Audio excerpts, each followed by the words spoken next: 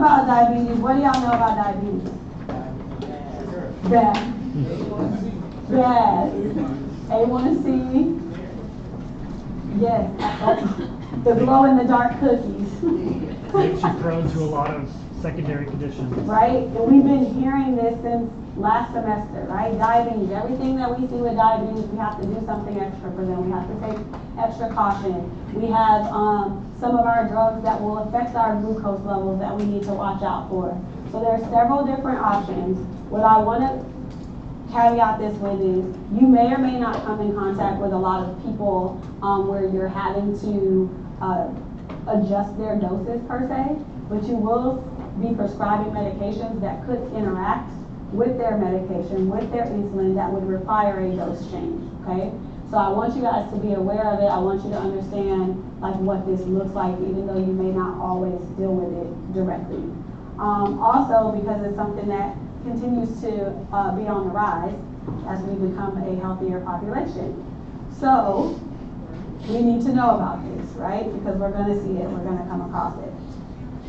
ELOs are the same things that we typically see. So when we're going through this mechanism of action, not worried about y'all remembering all of the doses for everything. Some of them I will point out, or y'all will be pointing out, hey, you're taking this with the first bite of food. Hey, if I don't eat, then I probably shouldn't be taking my insulin or whatever my diabetes medication is, because it can decrease my glucose levels even further, and therefore I can be hypoglycemia. And we'll talk about hypoglycemia versus hyperglycemia and how both of them can be bad for our patient, okay?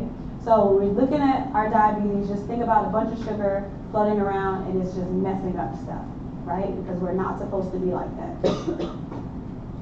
This is, again, just letting you know what it is. Y'all have already told me what it is. So we have these high levels of our glucose, and our body is not able to regulate it properly.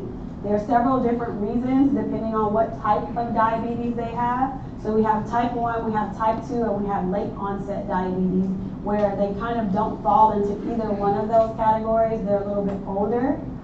They kind of look like a type 1 diabetic patient, but they're older. Instead of like our typical diabetic patient, type 1 diabetic patients, they're usually like adolescents whenever we diagnose them, and they'll have an insulin pump that will give them their insulin all the time.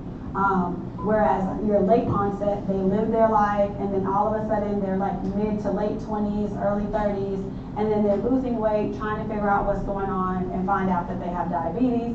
Sometimes they can start on oral medications, but sometimes that's all, it diminishes really quickly, and then they end up on insulin in an insulin pump, just like your type 1. Your type 2 diabetic patients are more of our patients who we typically would think of as like, oh, they're unhealthy. Not every person who has type 2 diabetes is unhealthy. Some people have type 2 diabetes, they work out, they try to diet the right way, but they have type 2 diabetes, okay? Bless you. Another difference when we're looking at our type 1 and our type 2, our type 1, those people are going to be on insulin, bless you, because their beta cells aren't working. That's what secretes our insulin.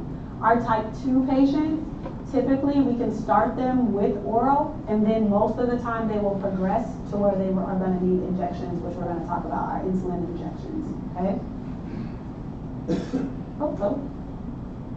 So looking at this, thinking about what's happening in our body and what does insulin mean. So we're saying that we created these drugs to try to mimic what our body is typically doing and help it, right? So if I have high levels of glucose, my body is going to want to secrete insulin so that it can lower it, okay?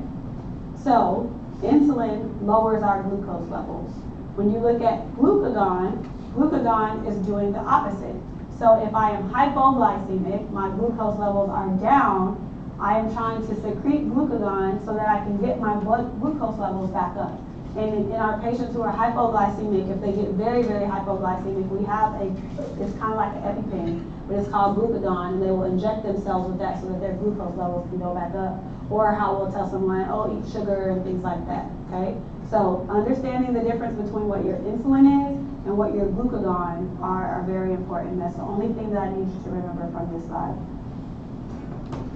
this is what we've already discussed about our difference between our type 1 and our type 2, right? So my type 1 patients, usually they're going to be younger. My type 2 patients, they're usually going to be older. Most of the time they will be obese, but that's not always the case, okay?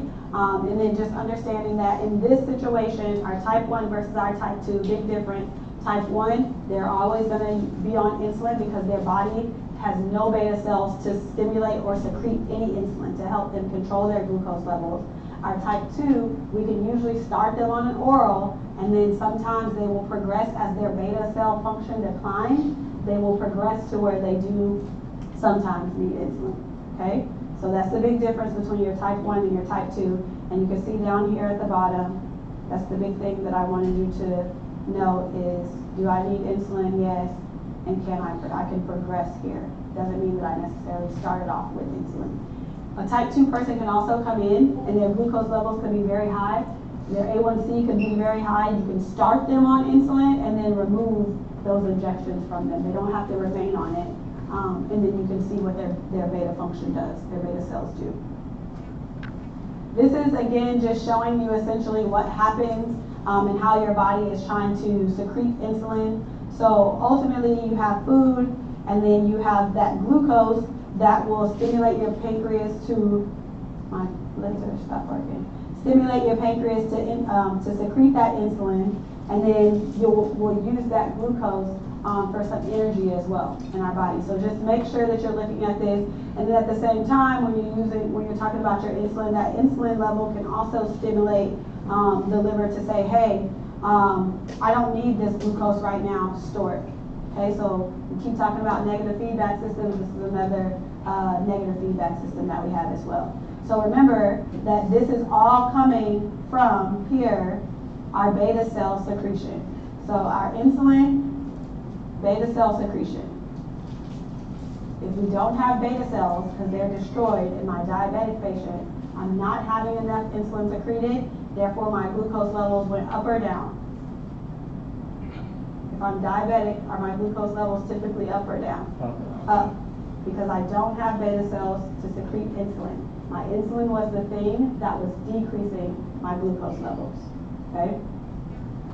All right, here are some of our diagnostic tests. The big things that I want you to remember is that your patient should come in and we're gonna get their A1C. I can cheat all day whenever y'all are measuring my glucose levels, right? Behave, Raina. Don't eat any sugar. Don't drink your mucho mangoes before you go to the doctor because they're taking your glucose level. That's if you did like a finger prick, right? Like you stick their finger. When you get labs and you get my A1C, that is for the last 3 months. Can't cheat that one. It's a little bit harder, okay? So when you see those A1C levels, that is telling you over the last 3 months, the life of that red blood cell, that this is what I have been doing. Be cautious with this because if someone has a transfusion, this may not reflect what their actual body is doing if they had a recent transfusion, right? Because they got blood from somebody else. So that's another thing to kind of keep in mind whenever you're looking at these. So less than 5 is what we would see in a normal person. Anyone who is less than 6.5, we say like they're pre-diabetic, they're at an increased risk of having diabetes. Sometimes we'll look at different medications to decide if we want to treat that patient or not. And then whenever we get closer and over that 6.5, definitely when we're in like our 7s, that's whenever we're saying, hey, this person is diabetic. You do get several different readings from your patients, but just make sure that you're understanding, all right, when do I classify my person as being a diabetic and what does my A1C mean? Our A1C is also going to come in play because whenever you guys are talking about your drugs, we're going to look at our different targets that we have for our medications, like what do I want my patient's A1C to be, okay? And typically our goal is going to be less than 7% for your A1C. You can always go lower. So if a person gets to 7, don't just let them sit there, right? Because we said less than 5 is normal. You can have a diabetic patient who gets an A1C that is under control and very close to normal, okay? So don't let them stop. All right, our complications, we said this in the very beginning when I asked about diabetes. It messes up everything. That's what I want you to know. It makes our blood thicker, so then your heart has to work a lot harder, and then just think about that in itself. You have an increased risk of heart attacks, you have an increased risk of stroke, And then just think about sugar in general. If I leave sugar just sitting on things, it's gonna get hard, it's gonna damage it, it's gonna eat away at it. Think about like if you leave sugar on your teeth, right? If you weren't brushing your teeth and you get a cavity. Same thing, it's damaging all of your organs on the inside of your body. So you have several different complications, your macrovascular, microvascular, and then those acute complications. DKA and HHS is sometimes how your patients will present whenever they come in the clinic, and that's how you can be like, oh, there's something wrong. We don't go into the treatment of that. I took it all the way out of y'all's lecture, so we don't have to worry about it. You'll probably get it whenever you're talking in endo. Gestational diabetes. So gestational diabetes is something that occurs in our pregnant women. They are not diabetic prior to becoming pregnant, but when they get pregnant, we test for this later on in their pregnancy. When they get pregnant, you'll see that they have diabetes, and it's called gestational diabetes. Most of the time after they have the kid, their complications go away. If they have it with one pregnancy, it does increase the risk of them having it again in another pregnancy. So with me, I had three kids. First two perfectly fine. The second one, I passed my test by like 1 point. You have to drink this liquid that tastes like horrible Kool-Aid, and then they will get your glucose levels, and then based off of those glucose levels, they'll say, hey, you have gestational diabetes or you don't have it. Okay, so it is either you met it or you didn't meet it, right? So if you have a person who PCSs because we are in the military and somehow they got lost and you don't see that oral glucose tolerance test on their profile, you should be making sure that they get that, even if they haven't established care with OB yet. Because if they do not do that, the complications from having gestational diabetes, those babies, they're overweight, it increases the risk of them having a C-section, lots of things, okay? So make sure that you see that one there. Some people try to cheat it. That was me. I was like, oh, if I PCS, I don't have to take the oral glucose diet. And I know better. But I was like, let me tell them I haven't taken it. So make sure that you look at that. Our drugs that we like to use for our patients who have gestational diabetes. So we have our regular and our rapid acting insulin. We also have our our protamine insulin as well. Bless you. So we're going to talk about those. The reason why we like to use our insulin and the reason why insulin is our only FDA approved medication that we have, it's easy for us to control it, right?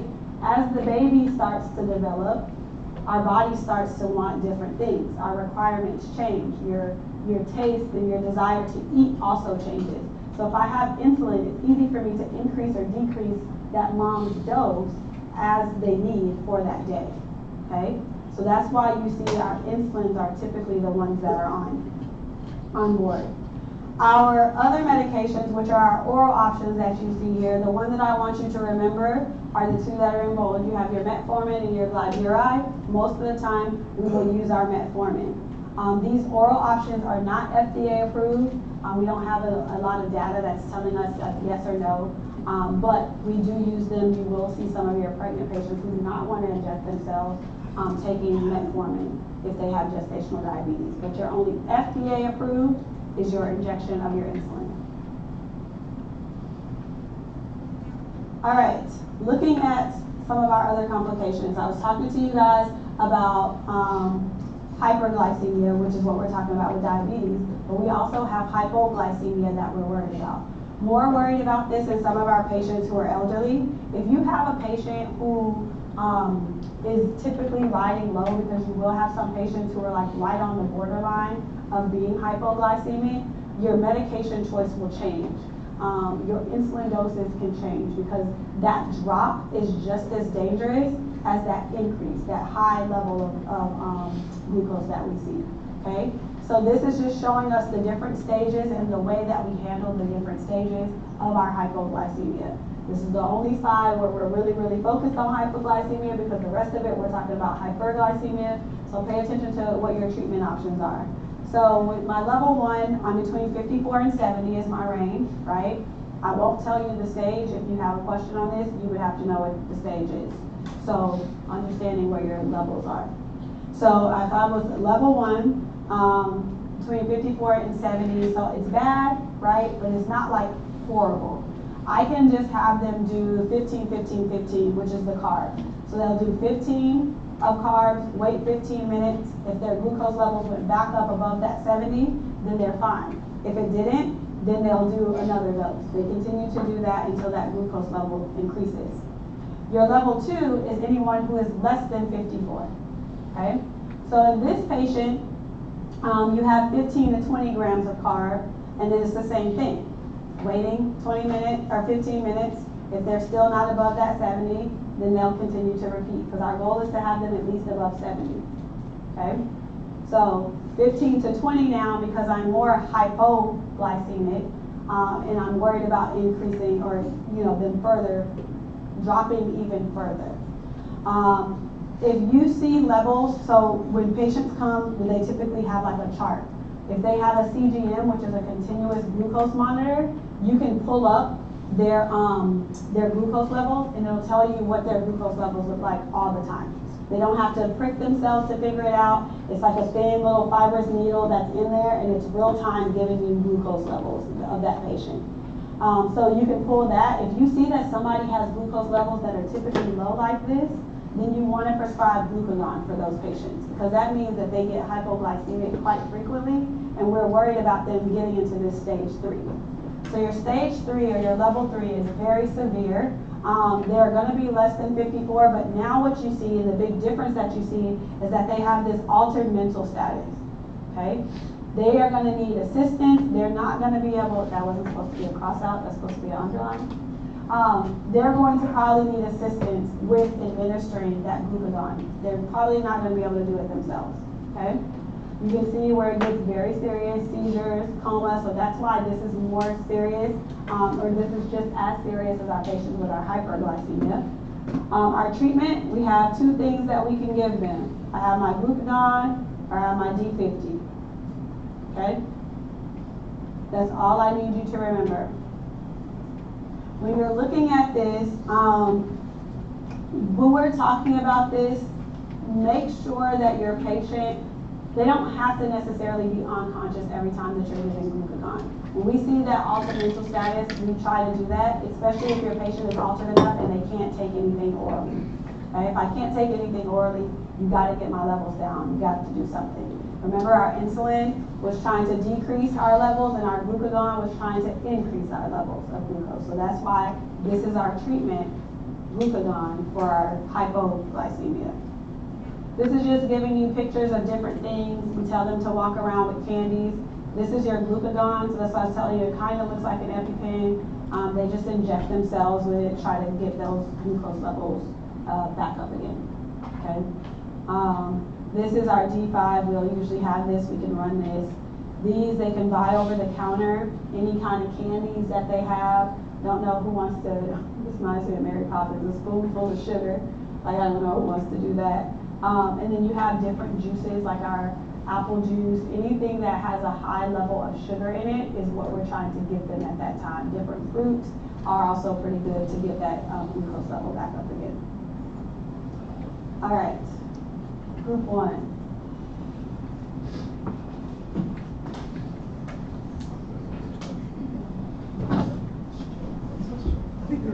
Hello. That is very loud.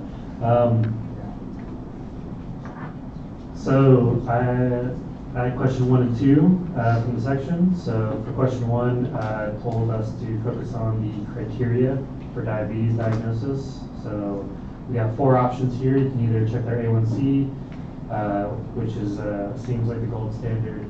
It needs to be equal to less than 6.5, greater than 6.5 for diabetes. So high A1C, not good. Then we have our fasting plasma glucose greater than or equal to 126 milligrams per deciliter. And then we have our plasma glucose 2 hours after I think it was OGTT was the oral glucose tolerance test. I wrote that, I don't know.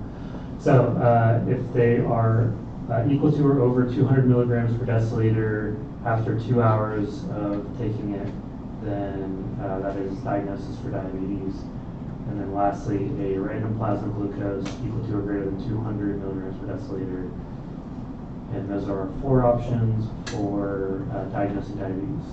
So the big thing I want you to know, A1C greater than or equal to 6.5, diabetic. And then that if you gave them 2 random glucose tests and they both come back high, that's also how we classify it. Those are the big 2 that we typically use that I want you to be familiar with. All right, and then question number 2 is telling us to just focus on the red boxes here. So our glycemic targets when treating non-pregnant adults with diabetes, we're trying to get that A1C below 7%. And then we can be more stringent if we're not risking a hypoglycemia event and try to get them below 6.5, or a less stringent target for our patients who are not tolerating well of less than 8%. And that less than 8%, you'll see that sometimes in our elderly patients too, where we'll be a little bit more lenient. Let's say, remember how I tell y'all if I'm 80 something years old, let me live my best life. Don't try to like restrict everything.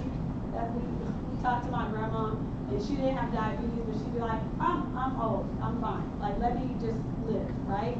So when you think about things like that, also our elderly patients, like we talked about, they're more hypoglycemic. They don't eat as much. Their body composition is changing. So when we talk about that, make sure that you're looking at that. On the exam, I will tell you what your patient's goal is going to be. But I want you to understand always that we're trying to get them at least less than 7. Very rarely do you see that goal of less than 8%. Okay. So I have question 3 and half of 4. So some hints to remember the glycemic controlling agents. I think everybody else is going to kind of go into each one, but we really just focus on talking about where each one acts in the octet. So if we want to go to the next slide, really go too deep into that. Real quick. Okay. So the way that I want you guys to try to remember this, what I did was I went and I put the endings of all of the drug names on this slide so that you can correlate it to the like the class. Okay? So like if you look, you have SGLT2s, they all end in gluflozin. Okay, so like make sure that you're looking at this to kind of refer back to it because it does get overwhelming. It's a lot of drugs, it's a lot of classes that we're going to talk about. So if you can kind of commit these endings to memory, you can easily say, hey, this is that drug class. So if there was a hint or something on an exam on your hand where it was giving you something else about that drug, you could be like, oh, well, let me find one of these drugs that end in this because I know it's that drug class, okay? So these are all correlating to the class so that you can kind of remember what's going on there, okay? Okay, so just putting each one into the categories. I did the 4 on the left side. So the octet basically goes over the 8 factors that contribute to developing type 2 diabetes. So on the left side we have impaired insulin secretion. That's by the beta cells in the pancreas. And the drugs that we really use there are the SFNs and GLNs, the GLP-1As and DPP-4-1s. Basically with beta cell secretion, that impaired secretion, there's a decrease in the amount of insulin, so therefore a increase in the blood glucose levels. We're trying to decrease those blood glucose levels with all of those 3 groups of drugs there. And everybody else is going to kind of go into the categories for each one. But each of those drugs, in essence, just increases the insulin.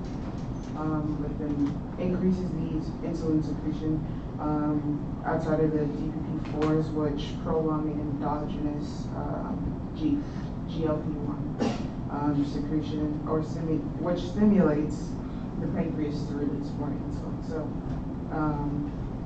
there is that. And then the increased glucagon secretion. So like we said, with the increase in glucagon secretion, there is an increase in the blood glucose as well. GLP-1As, that's what we use to target that increase in glucagon secretion, which as well, like I mentioned previously, increases that insulin and decreases the glucagon, also slows the gastric emptying, so kind of helps with that feedback loop that we were talking about earlier. Increase hepatic glucose production. This is occurring in the liver, so what we have there to target that is the metformin and the TZDs, which both, the metformin is the only one that decreases the hepatic glucose directly, and then the TZDs just decrease the insulin resistance, so therefore increasing the insulin sensitivities in those tissues, the peripheral tissues, to decrease that blood glucose level. And then lastly, decrease in creatine effect. Basically in creatine, decrease in that decreases the stimulation of insulin. Okay, and then therefore that blood glucose is also increasing blood glucose. And there that occurs in the GI tract. And for that we use the GLP-1As and the DPP-4s. As previously mentioned, those both stimulate the increase in insulin production. Sorry, that was a little confusing. So we're gonna go through a lot more of these with our mechanisms, right? Like as y'all go through your groups with your mechanism, this is like a good summary chart for you to go back to and say, hey, what is this fixing in the issue that my patient is having, right? Like what is it fixing that's causing them to have these increased glucose levels? So I'm going to touch on the right side. So starting at increased lipolysis, the TZDs, they activate the PPAR-Y receptor. This promotes differentiation of fat cells and then increases insulin sensitivity, further regulating lipid metabolism. So if you want to remember TZDs, just remember fat, muscle, liver. In terms of increased glucose reabsorption, these are your SGLT2 inhibitors. These work on SGLT2. If you remember that SGLT2s cause reabsorption of sugar, so these bind to that enzyme and then further prevents reabsorption of glucose. And then for your muscle, you have your TZDs, like I previously mentioned, and then also your AGIs, so these are your alpha glucosidase inhibitors. These inhibit carbohydrate breakdown, slowing glucose entry into the bloodstream. And then in terms of neurotransmitter dysfunction, this disrupts the glucose regulation, and then further exacerbates insulin resistance. But there isn't a drug class that blocks that one.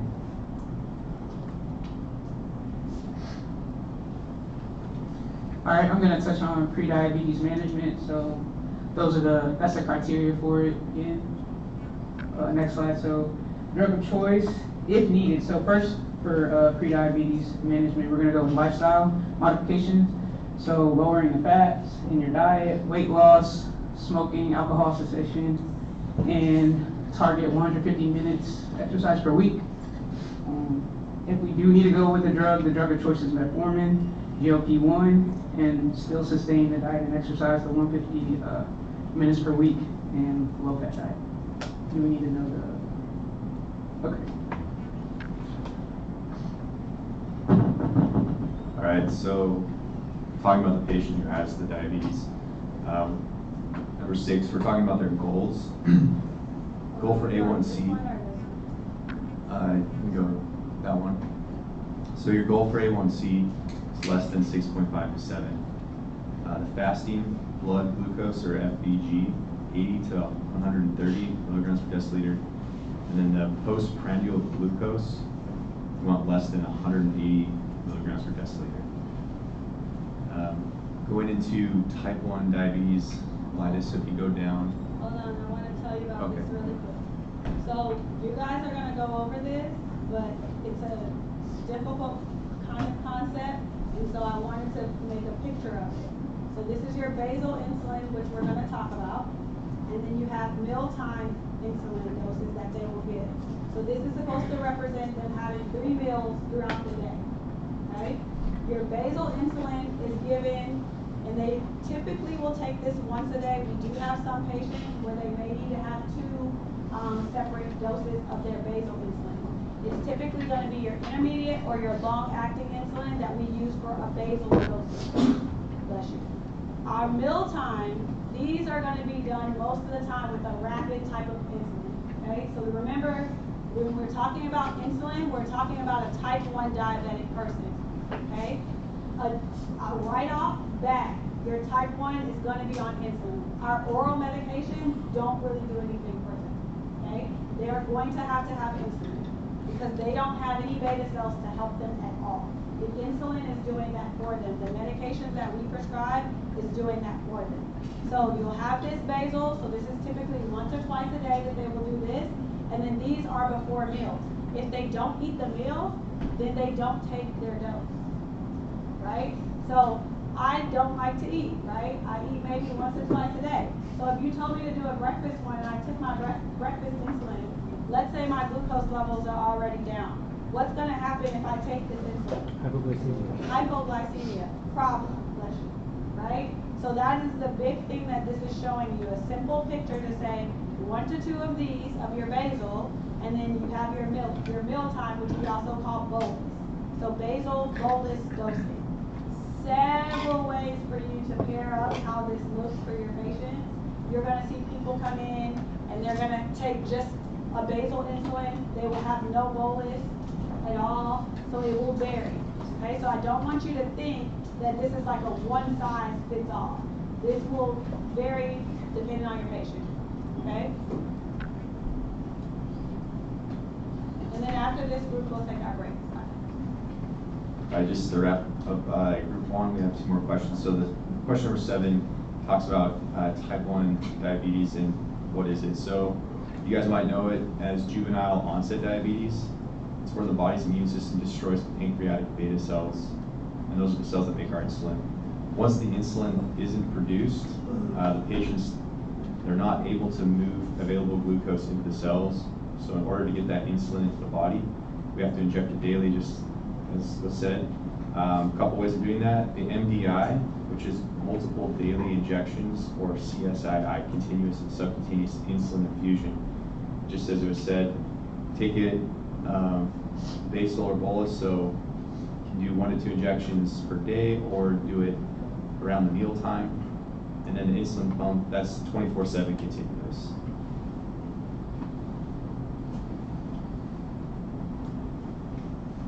All right, real quick, insulin mechanism of action is twofold. So it's going to facilitate the glucose uptake into insulin-sensitive peripheral tissues, and also inhibit hepatic glucose output and glucagon secretion. So thus, just decreasing glucose in circulation. Our adverse effects is going to be the opposite, of course. When we're trying to treat hyperglycemia, we can end up with hypoglycemia. Weight gain, lipodystrophy, so that's just like abnormal fat tissue dystro throughout the body, so you can have like tissues with low fat and then other tissues with high fat. Lipohypertrophy, that's just going to be at the injection site. You have fat mass deposit, and then skin dimpling at the injection site as well. Administration, we have IV, IM, sub-Q, the continuous sub-Q insulin infusion, inhalation, and PO. So big thing that I want y'all to remember before we go on break with this, all of these lipodystrophies that you see, so your lipohypertrophy or your lipoatrophy, that's why we tell our patients to rotate their sites. If they continue to inject in the same site, you're more likely to see these things happen, okay? On the package insert, and when you're even looking at this picture right here, this is giving them all of the different sites. So just try to make sure that you're telling the patient, or if you start to see that on someone who does have insulin, make sure you can just remind them like, hey, make sure that you're rotating your sites, okay, so that they don't have those hypertrophies occur. Also, making sure that around their navel that they're not injecting there, so they need to be at least 2 inches out.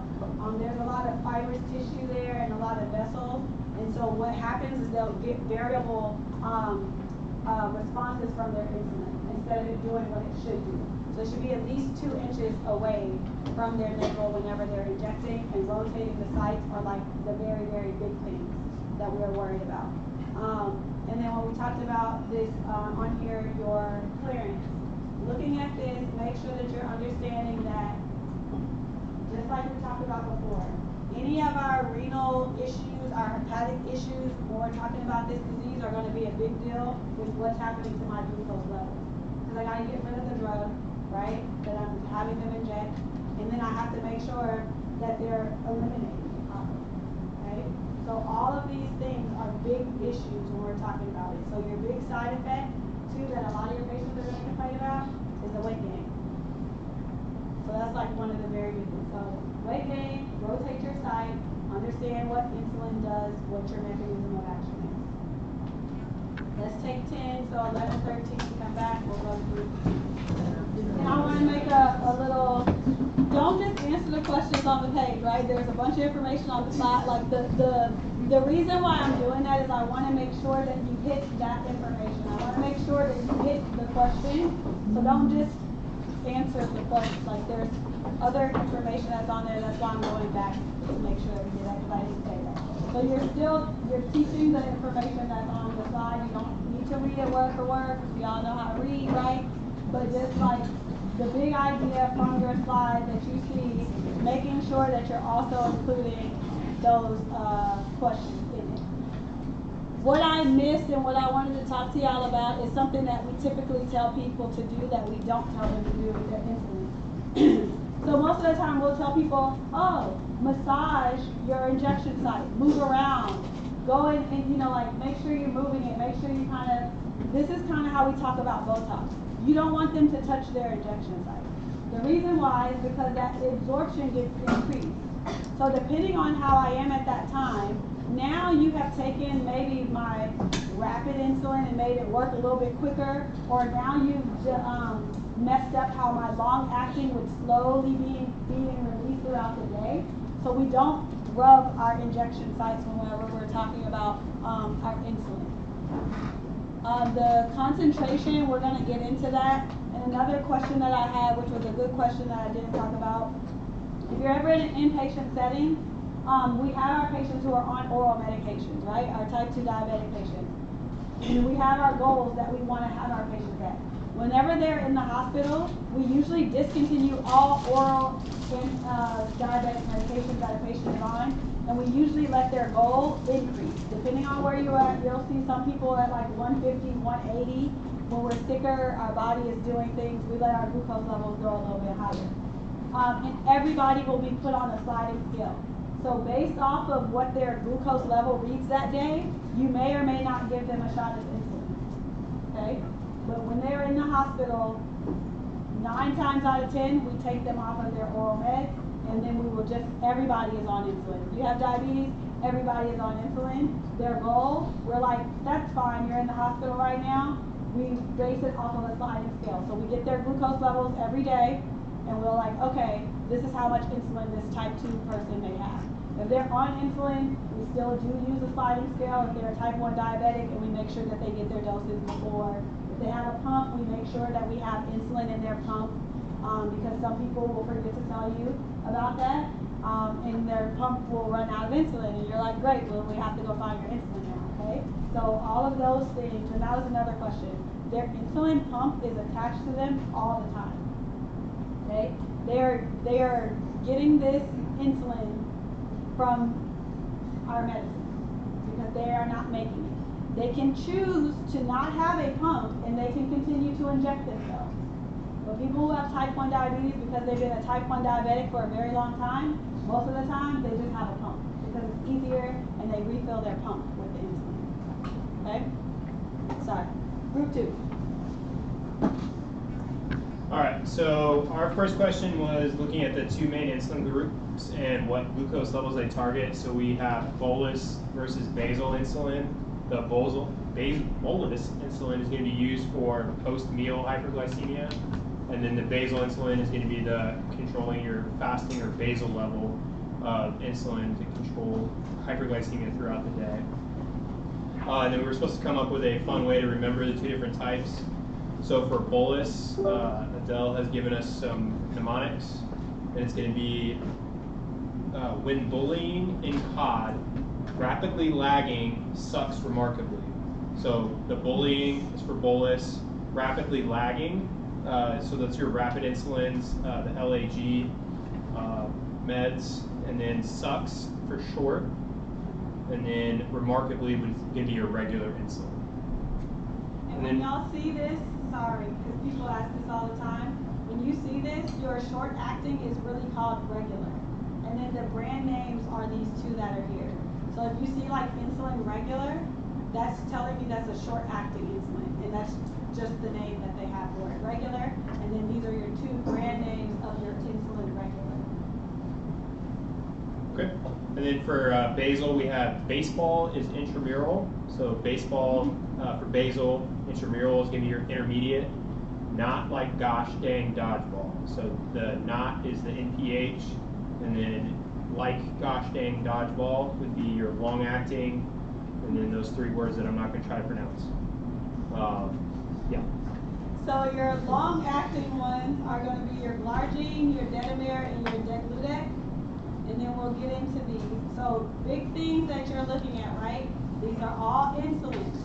These are your ones that are used for your bolus dosing, right? So they're targeting your glucose levels after you eat. So those were those three that we saw separated out.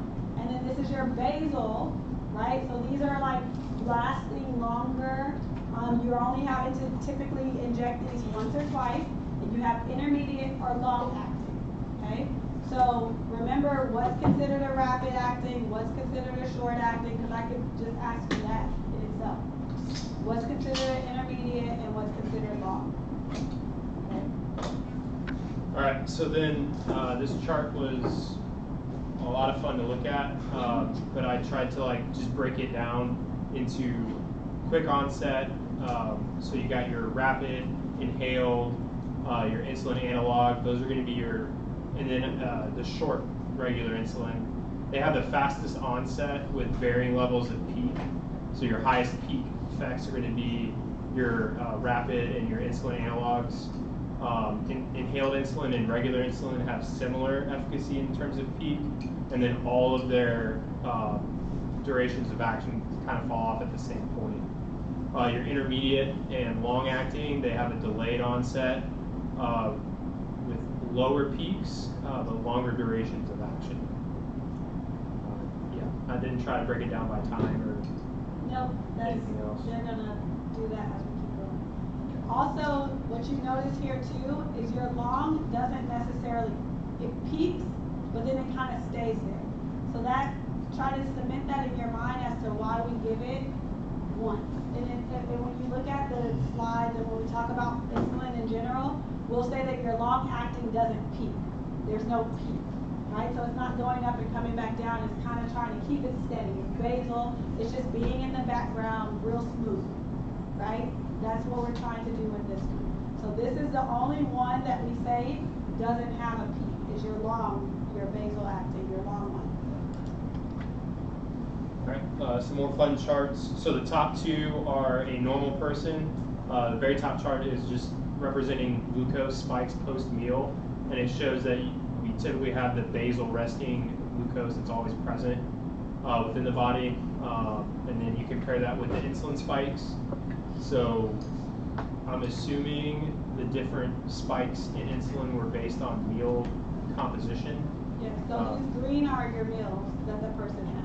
Yeah, but I just meant the difference in the insulin spikes, yes. meal composition.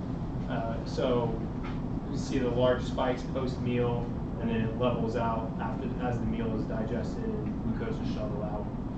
But the big thing here that we noted was that a normal person is going to have that basal insulin level, whereas in diabetes they're not going to have that basal level until you get to the bottom one, which we'll talk about in a second. So chart C, they're on a long acting that acts like their basal insulin level throughout the day, but then they take a rapid acting insulin before meals, and you see that spike as it onsets with them eating. And then the last one is a patient-controlled bolus post-meals. You see the larger spikes. The smaller spike is still body-mediated. So this is like if you were to have a person who was on like a pump. Right. And so their body may not be doing this, but their levels could potentially drop a little bit low, and their pump might have said like, oh, here you go. Yeah, and then the pump is continuously infusing, so they have a basal level of insulin throughout the day.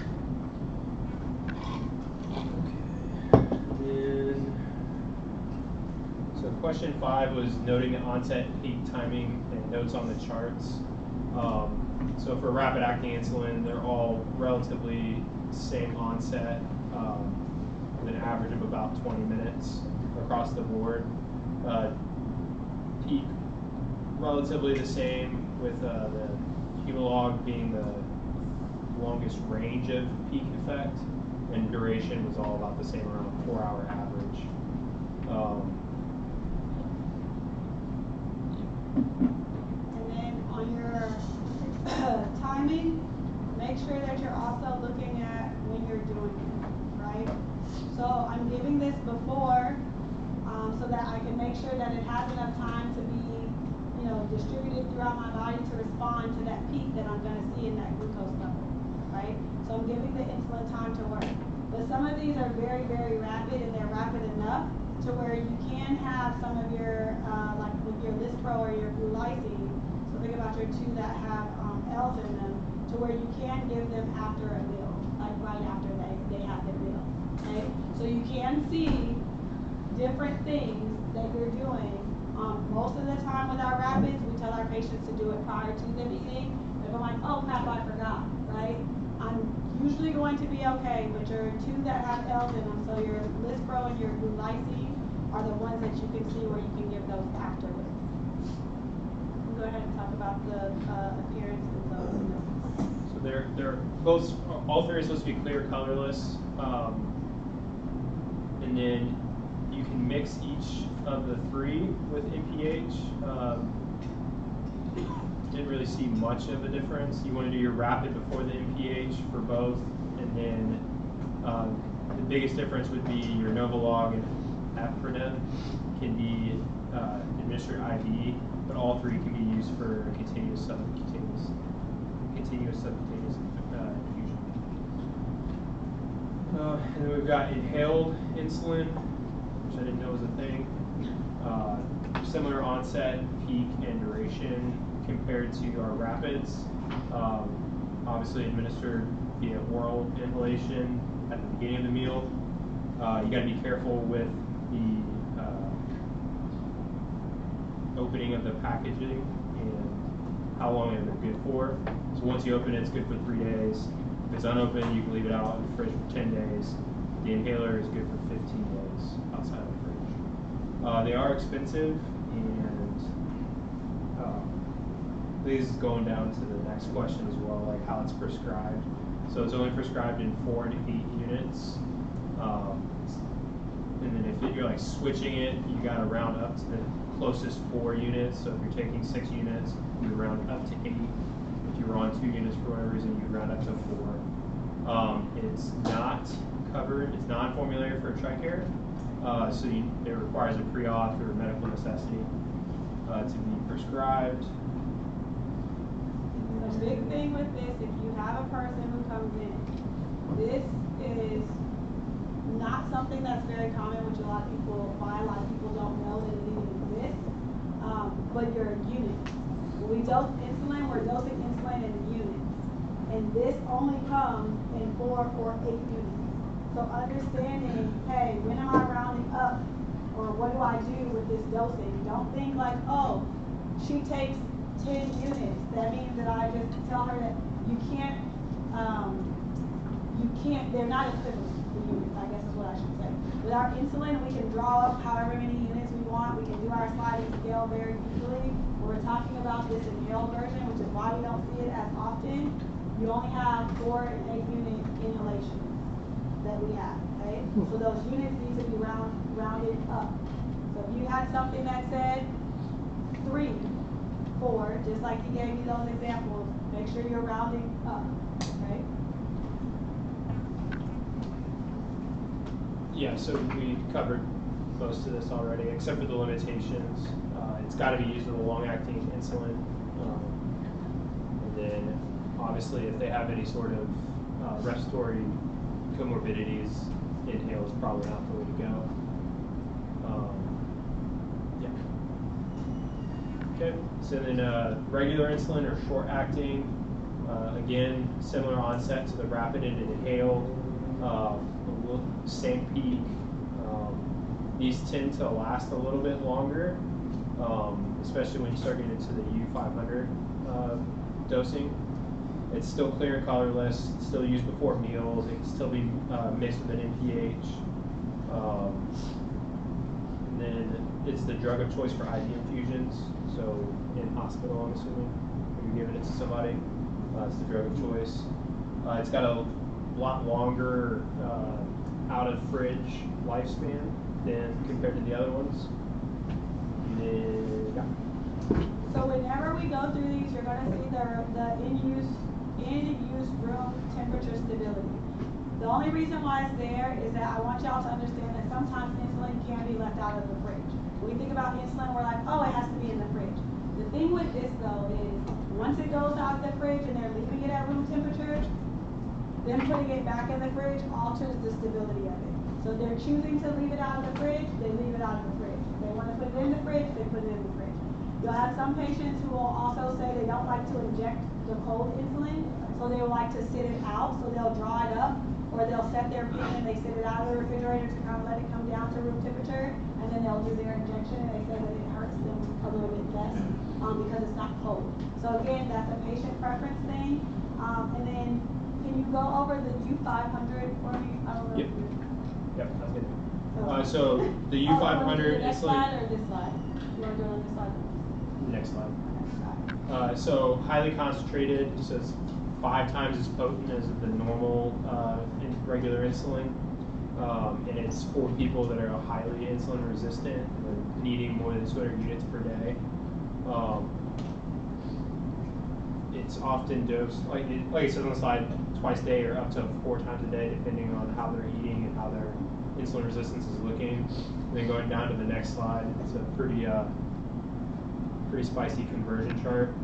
So we're looking at total daily dose units, I'm assuming, the TDD. Yeah. So depending on how many total units they need over that 200 is going to tell us how to break down over the day. So once they start getting up over the 300 to 400 or 500 units per day, they start splitting it up into the 4 times daily. And then it can still be used in the insulin pump. So I don't want y'all to remember this chart. What I want you to understand from here is that we have some of our patients who are going to start using very high doses of insulin, right? The worse my diet is, the more cake that I like to eat, the more candy that I want to eat, right? I'm going to need more insulin. So that's always our big target is their diet if we can, right? So, and that's the hard thing, that's the hardest thing to change in someone's diet. When you do that, you do have some of your patients who, not just diet, but their body, they're just insulin resistant, okay? So those higher doses, so just like we were talking about here, my higher doses, if I'm typically over that 200, then I need to make sure that I'm like, oh, I do have an option for that. So that they're not injecting a whole bunch. What was my big side effect of insulin? The more insulin I have, what's gonna start happening to me? I'm gonna get bigger. I can't get bigger. Too short, okay? But just think about that, right? The more I start to give somebody that insulin, the more I'm worried about the weight gain. It's more likely to happen, okay? And then the other thing to make sure that you're looking at is that your syringes will change.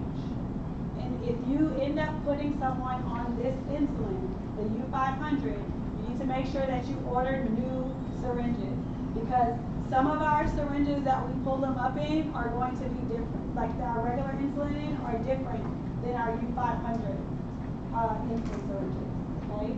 And some of our patients will get confused. And then they inject too much, and then we have a big hypoglycemic event, okay? So make sure that you understand that these syringes are also completely different.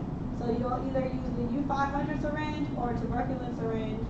And then on this, all I'm wanting you to know is that this is just telling me there's different syringes, right? So you see your U500 syringe, and then this is like your regular U100 syringe that somebody would be using, okay? Or sorry, your U500 syringe, your regular insulin. So you see, like if I were to try to use this, and this is in units on this syringe, and then I took my tuberculin syringe and I tried to pull up that amount, I might pull up, well, I will pull up way too much, okay? So this is a big mistake that we commonly see. So if you switch someone from regular to U500, make sure you tell them, hey, those U100 syringes are no longer good. You are now using a tuberculin syringe, which is measured in your mL. Not the same thing. Group 3. Okay, so our intermediates, again, they fall under the basal insulin. So we have two NPHs, pretty long onset and peak compared to the short acting. So if you want to try and remember the numbers, NPH has 3 letters, my brain thinks of numbers most of the time. 60, 120, 90, 12, this will go through. Meal timing, not administered in relation to meals, cloudy appearance, and can mix with aspart, glucosine, lispro, and regular insulins. So those letters spell A, LRG, 8 large. So remember, it's a larger duration and onset. Okay, so why do you think it doesn't matter if I give this with meals or not? Which classification did this fall in? Were these bolus or basal insulin? Basal. Basal, right? So this is giving me that background, right? So that's why I don't care about the meals, how I was worried about it with my bolus dosing. I'm now looking at basal dosing. So this is the start of your basal dosing. If you want to label your slides so that you can remember, like, this is basal now, whereas your others were bolus. Yes. So if we're mixing it with one of these bolus doses though, would we be giving it around meal times then, or no? So you can still, the idea behind mixes, and somebody's gonna talk about it, but the idea behind mixes is that you're getting 2 in 1 and they're not injecting themselves twice. So they would do it in the morning with their breakfast and then see if it still covers them for lunch. We sometimes will have those patients on sliding scales too. So it gets very, this is our art that we're talking about. But yes, you can mix them. Most of the time we don't have our patients mixing anymore because the insulin companies got very smart and they mix them for us. So the clear before our cloudy is just like if someone needed to do it, they could do it. Okay, so major heart attacks on my thunder. That's kind of all I was going to say was, why do we have premix? Because patient compliance and shit like that. So, yep, here's a good chart to look at and know your NPH regular versus your NPH rapid acting. And my peers to my right will talk more about it. I'm not going to make up names. If you see that it's mixed, it's a mix, okay? I won't expect for you to be like, oh, this is aspart, protamine with regular aspart. Like, if you see that it's mixed, it's a mix, okay? Okay, so I have the insulin mixtures of the protamine and the rapid. So Can y'all hear in the back? Sorry, I don't want to talk into it because I'm sick. But Oh, yeah. So anyway, they're mixed with a protamine protein, which basically just allows the rapid insulin to work a little longer. So the onset of these are very fast, like 10 to 20 minutes, up to 30 minutes. All of the appearances is cloudy, and take note that you can't mix these ones with any other insulins. And then it says that you don't need to know the names, but to know what makes up. So the 70% and the 30%, and just the different percentages. So just know that there are mixtures. Like, you don't need to know every single component that's in it, is what I mean by that. So if you see that it says insulin aspart protamine with insulin aspart solution. That is a mix, which means that it is intermediate, right? And that they're going to be taking this one because it has a rapid in there. Remember, aspart is a rapid. So then you would know, all right, this one is going to be before my meals. This one is a mix, okay? So like, if you see anything that says slash, that means that it is mixed. It has two things. It has a rapid with it, all right? Yeah, it's the same thing with these as well. Intermediate and regular, so the rapid acting, but it lasts a little bit longer. So same thing, right? Here's my intermediate portion. Here's my regular portion. This was my intermediate portion. This was my rapid portion. Okay, so they're saying the same exact thing. All right. So long-acting insulin. Couple of different things to hit on here. The first, the glargine. So that's a 60-minute one. Pay attention that this one is a sub-Q that you take once daily at the same time each day. And then second one, the detamere, 60 to 120 minute onset. No, so all of these, no significant peak, but this one is a little bit special because it does bind to the albumin. I would take note of that. The sub-Q is once or twice daily, and for this one you have to give it once daily with an evening meal at bedtime. So that one's different. Or 12 hours after the morning dose. So no one special. The glue. Yeah. Yep. So the middle of this word is glue. So I kind of remember it is a longer duration out of the three. So that's 42-hour longest duration, onset 30 to 90 minutes. This one, sub-Q, once daily at any time. So again, it's different than the other ones. It can be any time during the day. All of these, I would also note, do not mix with any other insulins or dilute these medications. For the bottom, the in-use room temp, don't need to know the specific days, but like Major Hart said earlier, once you take them out of the fridge, that they cannot be put back into the fridge. So what did we notice about all of our basal dosing? Can I mix them? I'm not mixing them with anything, right? When you get to your long-acting, big things here, they take a little bit longer for them to work, right? Other big thing, no peak. And then looking at any of these with the dosing, I can dose, depending on my patient, any of them once or twice a day. The one that you really don't see us doing that with is the Degludec, because that half-life is so long. So that duration is 42 hours, okay, of action. I didn't even say half-life. The duration of action is very long. So that one, most of the time, we're not seeing where they drop, that insulin effect drops off because it's lasting for a long time. With your glargine and your detamere, you can see where some of my patients, I may have to say, okay, you're going to take 2 injections. So that's where you'll see that every 12 hours when they're taking it, okay? So either of those two, we do see sometimes where those are dosed twice. Most of your patients, it's great, and you can just give them that one basal dose, okay? So on your slide, for your studying purposes, what I would write, once you hit that intermediate, so once we hit here, I would start writing like, okay, these are bolus doses, so that, I mean basal doses, so that you can get the terms down in your head and you can know like, what am I using for what? Because that's what everybody mixes up. That's what people even mix up on exams. They don't remember which one is basal and which one is bolus, okay?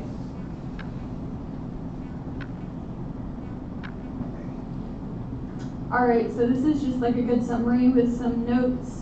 So the bolus doses, rapid and short acting, and then basal are intermediate and long.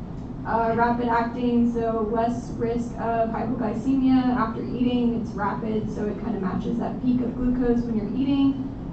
Is approved for continuous sub-Q injection infusion. And then regular, the U100, good for pregnancy, and then drug of choice for IV infusions. And then the U500, indicated for highly insulin resistant. So as we said, 500 units per milliliter. It's a lot, so they can't overdose accidentally. And then intermediate action, so NPH, the N for nocturnal hypoglycemia, and then think nocturnal cloudy, your dreams, I guess. And then long acting, it doesn't really have a peak, so kind of just no peak, and then less nocturnal hypoglycemia compared to the NPH, the other basal dose. So your regular, remember this inadvertent overdose is what I was telling you guys about with those syringes. That's how that happens. Anytime we see that, that's usually what's wrong.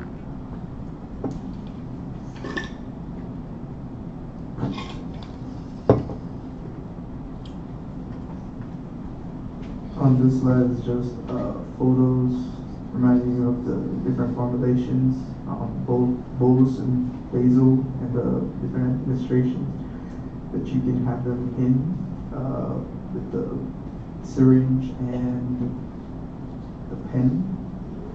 And just remember with the syringes, you need those needles and a specific one for the U500.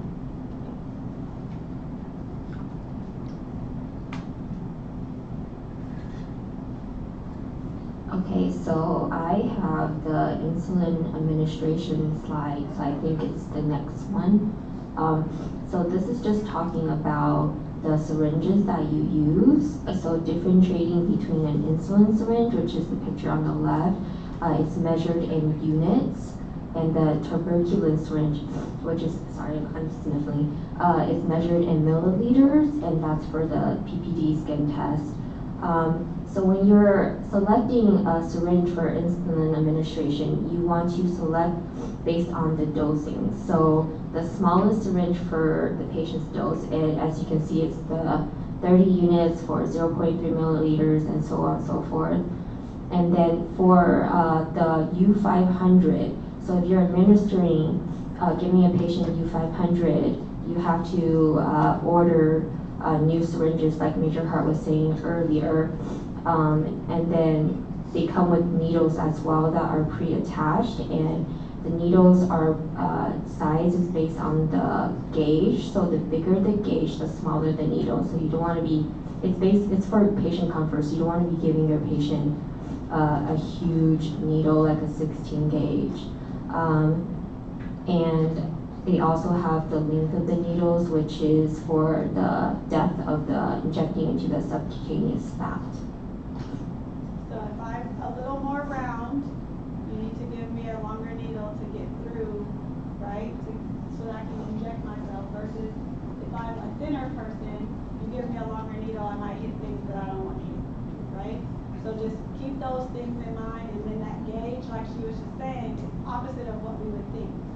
Okay, so some people are like, oh, I'll give you a smaller number. It's not that bad. That hurts, okay? We're not punishing them for having diabetes. So this next slide is just a picture of the, so you can give insulin through syringes or insulin pens, I'm assuming. So this slide is just showing you a picture of the insulin pens and what they look like. I noticed that there's the Novolog, which is a pen, and then the Novofine, which is, I'm assuming, the needle that's associated with the pen. And it also demonstrates how you would select the units and administer it. It reminds me of similarly to an EpiPen. Yeah. So don't forget, if you order pins, that you need to order the pin needle cap, like the caps to attach to the pin. Because sometimes we'll get orders for the pin, but not the needle. Okay? So like they get this part, but they can't do anything with it.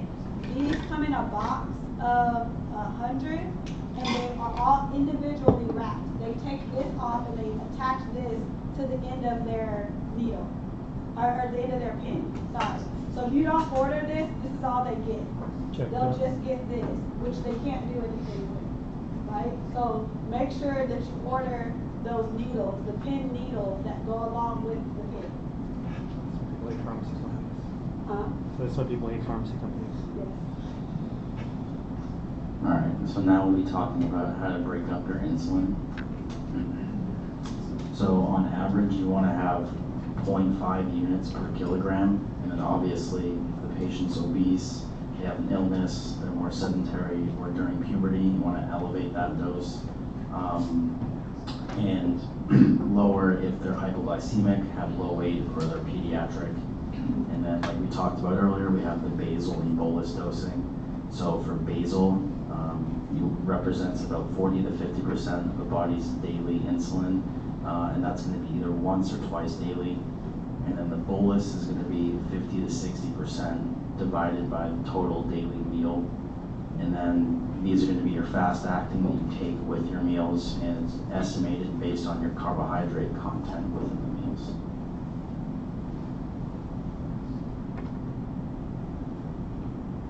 So like Major Hart was saying earlier, that there's an art to this, and people eat different meals throughout different times of the day. And so you have your, in the top left, your intermediate and long acting, or intermediate acting, which are dosed twice a day. Then you have your rapid or short for those who only eat breakfast and dinner. And then for the split injections, you have those also who eat breakfast and dinner, have short or rapid acting, versus their two intermediate acting doses at breakfast and at dinner, or at bedtime, excuse me. Then you have your basal bolus once. So you can see in the bottom left, you have your one basal acting long or intermediate at bedtime. It's going to last you through the night into the breakfast, and each meal you only doing your short acting or your rapid acting. And then for your basal bolus, for those who eat every meal, so breakfast, lunch, and dinner, then you have your short or rapid for both, for each of those meals. And then you also have your two basal dosing for throughout the day until bedtime, and through bedtime throughout the night. This is not the only way that you can get this. There are so many different ways. But the only thing, this picture kind of irks my nerves every time I see it. This should, like, just think about this as if it were still going, right? Because remember, this is just that background basal dose, and I guess they couldn't carry it over, but this would just like continue to carry over. So just imagine a line kind of being behind here as that basal dose, right? We will, I'll let you, we'll finish this and we'll, no, let's stop here. We'll start here tomorrow, because I want y'all to make sure you understand.